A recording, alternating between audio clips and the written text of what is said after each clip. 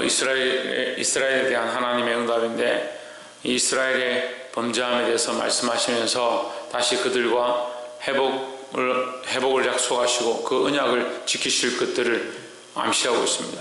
그래서 하나님은 항상 우리를 향해서 회복하고 또한 언약을 지키는 것을 말씀하십니다. 문제는 인간들이 그 언약을 잊어버리고 하나님의 사랑을 잊어버리고 자꾸 자기 길로, 제 길로 가기 때문에 문제가 있다는 겁니다. 우리가 말씀 앞에 서며 하나님 뜻을 따라 바로 가기를 주의 이름으로 축복합니다. 7장 1절에 재앙이 이르다 나여 나는 여름 실과를 딴 후와 포도를 거둔 후 같아서 먹을 송이가 없으며 내 마음에 사모하는 처음익은 무화과가 없도다 했습니다. 자, 끊어졌다, 떨어졌다, 이미 따버렸기 때문에, 이미 먹어버렸기 때문에 없다. 뭐가 없느냐? 처음 익었던 열매가 없다.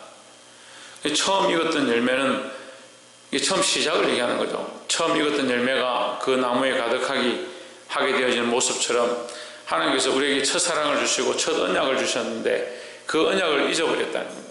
왜 잊어버렸느냐? 세상을 사랑하고 세상을 즐기고 내게 하나님 주신 인생을 내 마음대로 먹고 마시고 즐기다 보니까 이미 다 따먹어버리고 없다는 거죠.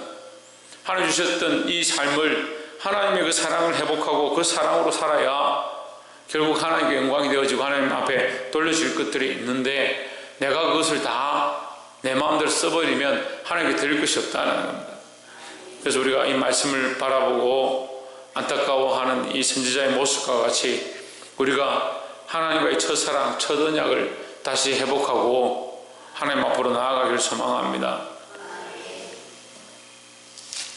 우리가 이 사랑을 회복하면 또한 문제가 있는데, 6절에 아들이 아비를 멸시하며 딸이 어미를 대적하며 며느리가 시어미를 대적하리니 사람의 원수가 곧 자기 집안 사람이리로다 했습니다.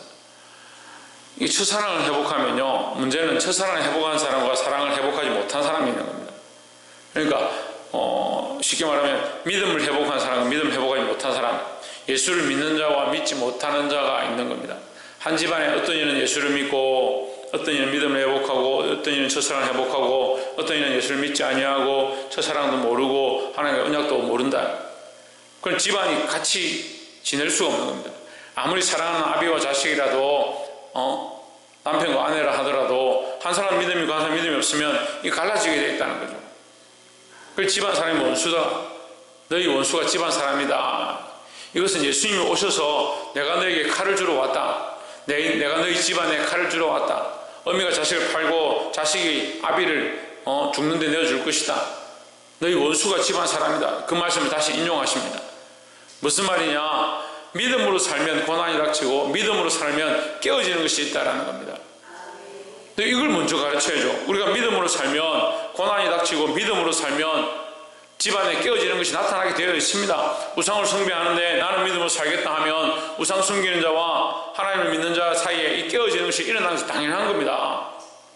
근데 자꾸 믿고 예수 믿고 믿음으로 살면 집안이 잘 되고 번성하고 화목할 것이다. 그것만 가르치는 겁니다. 그렇지 않습니다. 여러분, 마찬가지 직장도 마찬가지고 학업도 마찬가지고 우리가 믿음으로 살면 깨어지는 것이 얼마든지 일어나는 겁니다. 회식 자리나 술자리나 이런데 실제로 가면 믿음으로 내가 행하는 것들을 결정하면요, 믿지 않는 자와 부딪히는 것이 당연히 일어나게 되어 있습니다. 그럼 우리는 뭘 선택해야 합니까? 부딪히더라도 믿음의 길을 선택해야 합니다. 그래서 이것이 첫사랑을 회복하는 모양이다. 첫사랑을 회복하는 모양, 하나님과의 언약을 회복하는 모양을 가지시기를 주의 이름으로 축복합니다. 7절에 오직 나는 여호와를 우러러보며 나를 구원하신 하나님을 바라보나니 나의 하나님이 나를 들으시리로다 했습니다. 하나님께서 나를 들으신다. 내가 하나님만 바라보고 우러러본다. 이게 뭡니까? 이게 믿음입니다. 하나님만 바라볼 상황이 아니죠. 하나님이 제일 안 보이죠. 눈에 보이는 것들이 너무 많고 미혹되어지는 것들이 너무 많고 즐길 거리들이 너무 많은데 하나님만 잘 안 보이죠. 하나님만 희미하죠. 세상이 실제로 그렇고 우리가 육신을 가지고 살아가는 이상 가장 희미한 것이 하나님입니다. 가장 잘 보이는 것이 이 세상의 많은 것들입니다. 하지만 믿음의 사람은 뭐라고 하냐? 정말 눈에 보이는 것들은 바라보지 않고 보이지 않는 하나님만 바라본다라는 거죠. 이게 믿음입니다. 그럼 믿음은 바라보는 것들의 실상이요, 보지 못하는 것들의 증거다. 보이지 않고 바라볼 수 없는 그 하나님을 믿음으로 믿는 것입니다. 그러니까 세상의 원리와 다른 거예요. 8절에 나의 대적이여 나로 인하여 기뻐하지 말지어다. 나는 엎드려질지라도 일어날 것이요 어두운데 앉을지라도 여호와께서 나의 빛이 되실 것이미로다 했습니다. 내가 지금 당장 어두운데 앉은 것처럼 멸망한 것처럼 실패한 것처럼 보이지만 나는 두렵지 않다. 왜? 하나님이 나의 빛이 되시니까. 왜 하나님 나의 빛이 되시냐? 나는 어둠을 바라보고 있는 것이 아니고 이 세상을 바라보고 있는 것이 아니고 눈에 보이는 것들을 바라보는 것이 아니고 너희는 당장 지금 눈에 보이는 것 당장 즐거운 것들을 바라보고 있지만 나는 보이지 않는 그 하나님을 바라보고 있기 때문에 너희가 보기에 어둠에 있는 것처럼 보이고 너희가 보기에 실패하는 것처럼 보일지라도 살아계신 하나님이 나를 인도하시니까 나는 빛으로 나아갈 것이다 라는 겁니다. 9절에 내가 여호와께 범죄하였으니 주께서 나를 위하여 심판하사 신원하시기까지는 그의 노를 당하려니와 주께서 나를 인도하사 광명에 이르게 하시리니 내가 그의 애를 보리로다 했습니다. 이게 믿음이죠. 지금은 내가 범죄해서 내가 연약해서 어두운데 앉은 것처럼 보이고 하나님 앞에 맞는 것처럼 보이지만 결국 하나님 나를 회복해 하시고 인도하실 것이다 라는 겁니다. 이 말씀은 흡사 시편 23편과 같습니다. 여호와는 나의 목자시니 내게 부족함이 없으리로다. 내가 부족함이 없는데 그가 나를 사망의 골짜기에서 음침한 골짜기에서 인도하신다. 내 생은 어떤 내 삶은 어떻느냐? 엄부의 건세가 나를 두르고 사망의 그늘에 있는 것처럼 보이고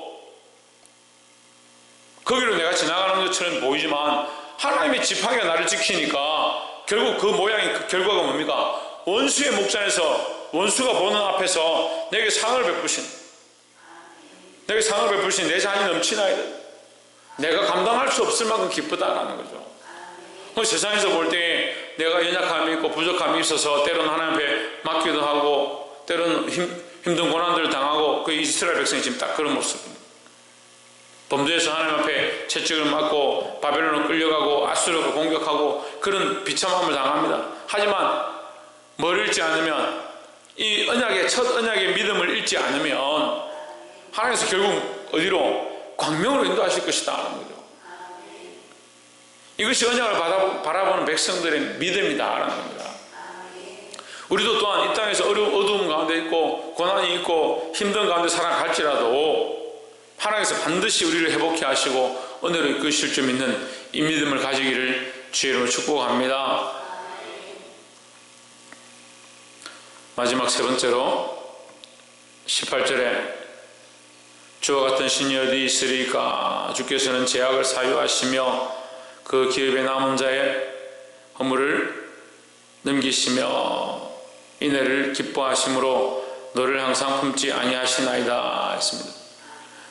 18절부터 20절까지의 이 말씀은 이게 사유하신다. 사유, 죄를 씻으신다는 거죠.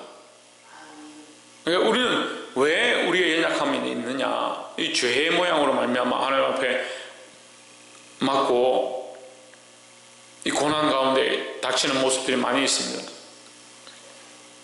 하지만 하나님은 우리를 치셨지만 치시는 것을 끝내는 것이 아니라 치시고 뭐합니까? 다시 싸맨다라고 말씀하십니다. 우리의 터진 부분들을 약을 바른다라고 말씀하시는 겁니다. 우리의 벌거벗은 부분들을 옷을 입히신다라고 말씀하시는 겁니다. 우리 이 하나님의 마음을 알아야 하는 겁니다. 하나님 우리 죄를 사유하시고 우리를 치유하시고 인내로 이끄시고 원하십니다. 그 하나님 앞에 우리의 연약함들을 내려놓고 회개하고 나아가야 합니다. 지금 제 부친이 간이 안 좋아서 이제 병원에 입원을 했는데 간을 보니까 이게 담이 또 안 좋아요. 이 담즙이 안 좋아요. 거기 또 이 돌이 있습니다. 그리고 그걸 또 치료하려고 하니까 또 방광이 안 좋아요. 방광이 뭐 덩어리 같은 게 있어요. 좀 검사를 또 해봐야 돼요. 이게 자꾸 드러나는 겁니다. 근데 이 병을 드러내지 않고 그냥 작은 병원에 갔더니 계속 소화제만 주고 아스피린만 주고 그래서 지금 병이 더 커진 거예요. 우리가 하나님 앞에 가서 우리의 연약함과 우리의 부족함과 우리의 부끄러운 부분들을 내려놓아야 합니다. 하나님은 이것을 드러내서 우리를 부끄럽게 하고 우리에게 고난을 줘서 우리를 망하게 하는 게 목적이 아니다라는 거죠. 하나님은 결국 이것을 회복해 하시고 치유하시고 하나님의 인을 우리에게 보이기 원하시는 겁니다. 때로는 우리의 죄를 드러내는 것, 우리의 연약함 하나님 앞에 고백하는 것이 부끄럽고 힘듭니다. 하지만 하나님은 이것을 통해서 더욱 온전케 하시고 우리를 회복해 하시길 원하시는 줄 믿습니다. 19절에 다시 우리를 긍휼히 여기셔서 우리의 죄악을 발로 밟으시고 우리의 모든 죄를 깊은 바다에 던지시리이다 하십니다. 죄를 발로 밟고 우리의 죄를 깊은 바다에 던지는 것이 하나님의 마음입니다. 밟고 바다에 던지고 원하시는데 우리를 밟고 우리를 바다에 던지는 것이 아니고 우리의 죄를 밟고 우리의 죄를 바다에 던지겠다라는 겁니다. 그러니까 하나님 앞에 뭘 내려놓아야 합니까? 우리의 죄를 내려놓아야 합니다. 우리의 죄를 토설하고 하나님 앞에 내려놓으면 그것을 누가 하시냐? 하나님이 그것을 하시겠다는 거예요. 20절에 주께서 옛적에 우리 열조에게 맹세하사 하신 대로 야곱에게 성실을 베푸시며 아브라함에게 인애를 다하시리이다 했습니다. 이 말씀이 이제 미가서의 마지막 말씀인데 결국 다시 무슨 얘기를 하는 겁니까? 이 언약에 대해서 얘기하는 겁니다. 첫 언약, 첫 사랑에 대한 이 열매가 없었다. 하지만 하나님은 뭘 하시느냐? 20절에 주제가 뭡니까? 하나님께서는 여전히 뭘 하시느냐? 나는 이 열매를 다 잊어버리고 나는 첫사랑을 잊어버리고 이 처음 익었던 열매를 내가 다 그냥 세상의 것들로 써버려서 내 즐기고 싶은데 다 먹어버려서 없지만 이 말씀을 마치면서 누가 하시느냐? 하나님께서 하기 원하신다. 하나님께서 이 첫사랑을 회복하고 우리에게 인애를 더하시고 은혜를 베푸시고 원하신다. 뭘 잃지 않느냐? 너희 열조에게 맹세하신 이 언약을 잃지 않는다. 야곱에게 행하신 것, 아브라함에게 행하신 것, 그것을 지금 오늘날 야곱과 아브라함에게 다시 행하실 것이다. 그 야곱과 아브라함이 누구냐? 믿음의 조상이지 않습니까? 아브라함이. 지금 두 번째 제가 그 얘기 했습니다. 뭘 회복해야 된다? 믿음을 회복해야 된다. 믿음을 가지고 하나님 앞으로 나와야 된다. 그러니까 이 아브라함은 오늘날 믿음을 다시 찾은 자들, 다시 하나님의 백성임을 기억한 자들, 야곱은요 철저하게 인간적인 자였는데 그가 회개하고 하나님 앞에 섰을 때 야복 나루터에 서고 다시 베델로 돌아왔을 때 그와의 처음 하나님 언약하셨던 것을 다시 회복해 하시는 모습들 봅니다.